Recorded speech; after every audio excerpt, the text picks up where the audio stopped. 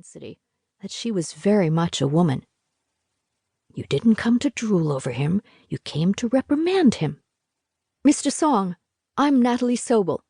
She stuck out her hand, relieved to see how steady it was. "It's a pleasure to finally meet you in person." "Miss Sobol." He nodded, accepting her proffered hand. "The pleasure's all mine. I haven't forgotten your invaluable work as the interim VP of HR. You're truly an asset to our company." His compliment brought color to her cheeks, and sparks skipped along her skin as her body responded to the warmth of his hand. She noticed how his broad shoulders and muscular arms strained against the confines of his dress shirt. His upper-class polish barely contained his raw strength and sexuality. Did he ever let his control slip? Let his powerful sensuality burst through? Natalie suddenly wanted to be the one to shatter his control. "What can I do for you?" he asked. Startled out of her reverie, she tugged on her hand to break contact. For a second, it felt as though he tightened his grip, but then she was free. With her expression restored to polite indifference, she placed the folder on his desk. It didn't matter that he made her blood rush. He was an executive of Hansol, and she was its HR director. It would be unprofessional of her to so much as smile too warmly at him. "What's this?" His eyebrows drew together, and his gaze turned glacial as he scanned the papers inside. "Your personnel file." Natalie cleared her throat and drew her shoulders back. "And a written warning for violating company policies." "I can see what it is, Miss Sobol.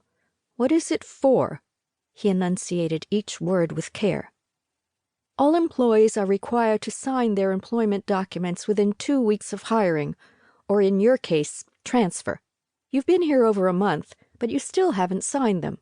As the HR director, I have a duty to write you up for violating a company policy." He stared at Natalie as though she'd sprouted a third eye on her forehead.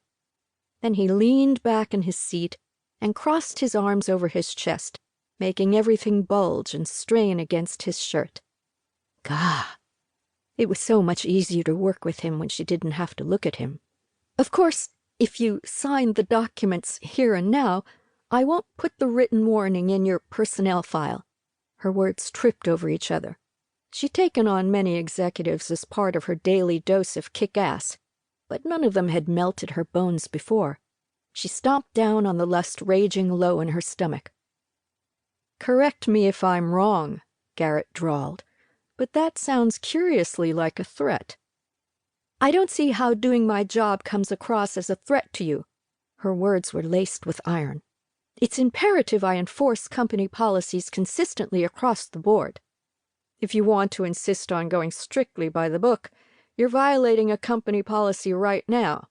Employees are entitled to a verbal warning prior to a written warning. Isn't that correct, Miss Sobol?"